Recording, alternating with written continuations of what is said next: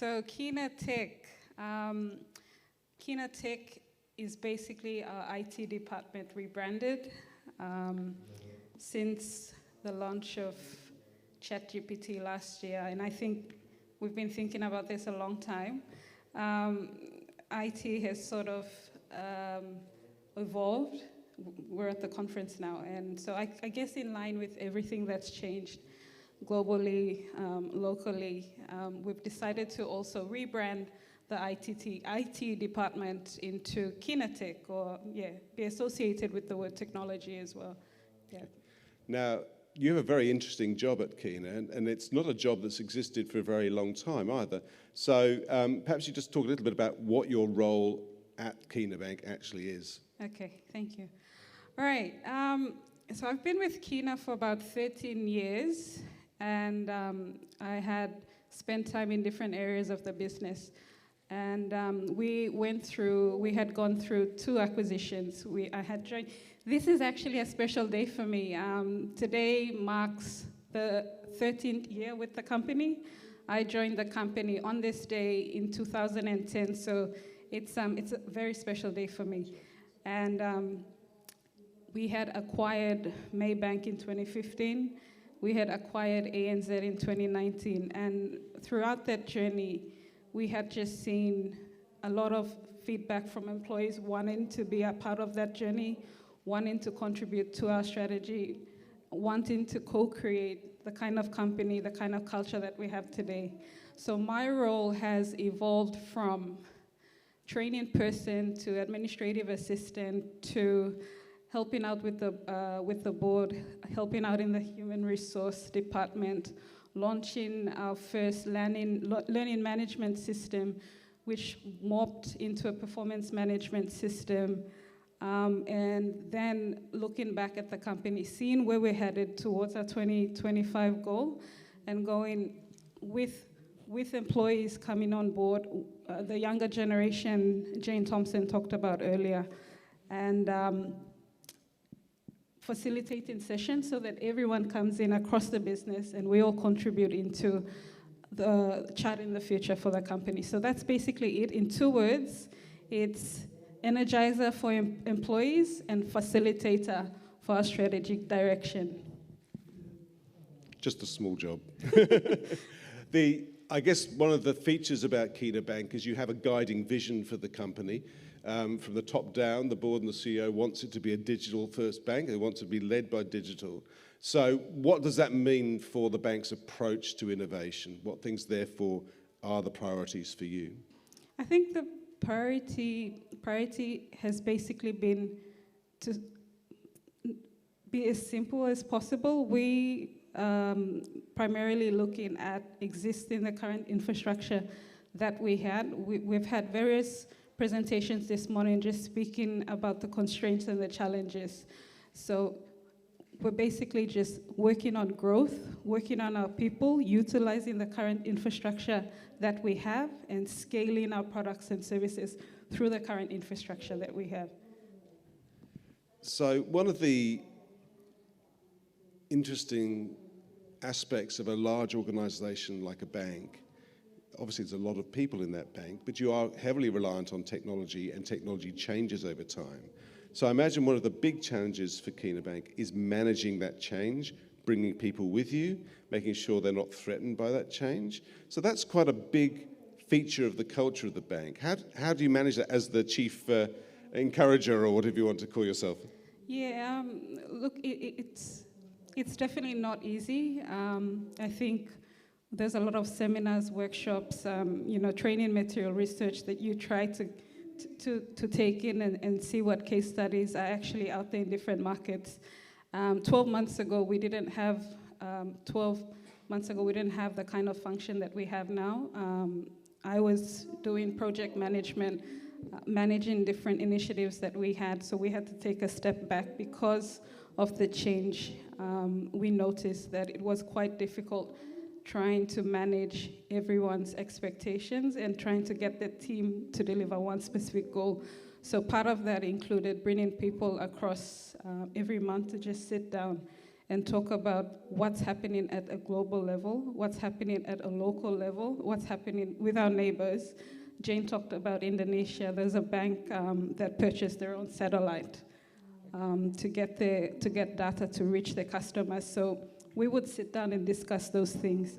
Apart from that, what's happening in our market? A lot of conversations happen at Buai markets. So employees basically sit down every month and have those discussions. We also talk about, change. How is this affecting you? So we're bringing that back down to our people and trying to help them steer them in that right direction. Talk about awareness. Talk about how we make an impact in the community, in the service. So yeah, I think it's been really hard. When ChatGPT had went off, everyone immediately went, shit, sorry. We're going to lose our jobs.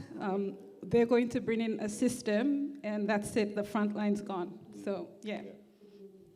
That's not necessarily the case, is it? No. Not at all. So what recent innovations at Kina Bank are you most excited about?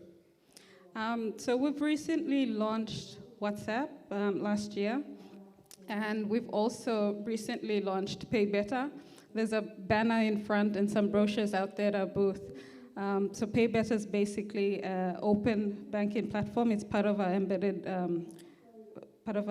service, and what that basically means is that you don't have to bank with us. You could bank with any other bank and still access the same services that you would most probably get with the other banking providers. So it's an open platform. There's a lot of growth and opportunity to have other products and services that we have on the platform. But at the moment, you can top up, you can purchase your EasyPay, you can purchase your digital services, digital top-up credits for your phone. So, yep. Those two, in terms of what we've currently released. On a personal level, excited about quantum computing. Yeah. That's going to disrupt a lot of things. Excited about being bionic, because I can now have a twin of the organs that I have and have a bit more time in my life. So maybe in 2015, hopefully 2050 or 2030. So yeah, I think there's a lot that's happening, and it's exciting to see where Papua New Guinea is at and the potential that we have in that space as well. So part of your job is also to try and understand what's coming next, and you mentioned bionics and quantum computing. What are you seeing? I guess there's a long time between actually seeing something and going, yes, that's what we're going to do. But what sort of things are coming through at the moment in the international financial sector that you think, well, that's interesting, that's really quite a surprising development? I think one of the sessions we had while we were talking about digital assets, Apple had partnered with Goldman Sachs, and they released a savings product. So that was sort of a mic drop moment. We usually ask our people, what do you think would be a disruptor for our industry? And I think they look at the financial industry only, and this is a tech company that basically partnered with a financial institution, and they've now got users applying for accounts on their mobile phone. So that's a game changer. That's something that we look out for.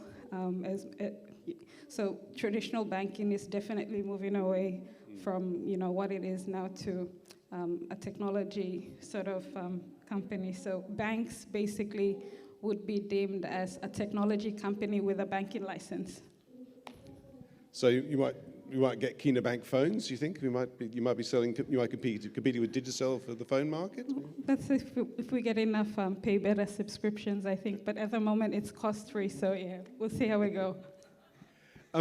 What you mentioned is something that I think is important for all of us to understand about the pace of change in the digital environment, the danger of being disrupted. And I guess as an established bank with a decent history and a lot of staff, you have to be mindful also of what's coming so that you can be prepared for the competition it might bring, yes? Yep. And I guess disrupting ourselves, an example of that would have been the Pay Better platform, because if we weren't going to do it, someone else would have done it. And that's a nice example of how my brain thinks as well.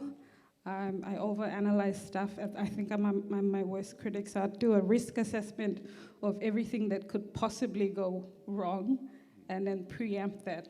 So I'm not saying that, something else will go wrong in the banking sector, but yeah, that's how my brain thinks as well. So that's a good example. Another, I think there's a TED Talk conference back in April this year that talked about a new world order. And that's the technopolar order. And that's so imagine a world with limitless power or limitless freedom. What Ian Bremer had talked about, he's a futurist as well, and what he basically said was their prediction by the year 2015, if governments fail, we could actually have big companies, big technology companies, the big three or the big four actually stepping in to run an economy. So that was a fear that they currently have at the moment. So a call to action was for government, for regulators, for people in positions that make decisions for our economy, and especially technology, to put guardrails in place so privacy is looked at, intellectual property is looked at. Yeah. It gets very complicated, doesn't it? Just finally, we're coming towards the end of our session. It goes so quickly, doesn't it? One of the things, I guess, about your job is you do have to keep up to date. So for the benefit of the people in the room, what kind of sources or resources do you use to make sure that you're not missing things, that you do keep up to date and you're actually getting informed about what's going on?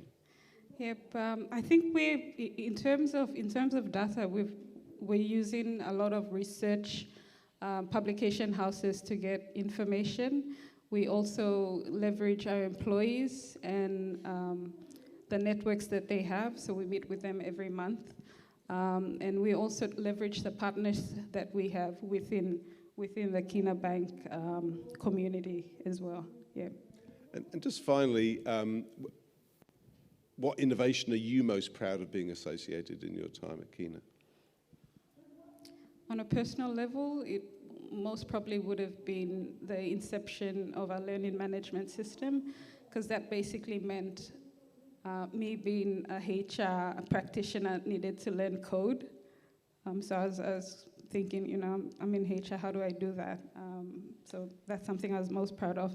In terms of a company perspective, it would be the Pay Better platform, because that idea had formed from a discussion around the table.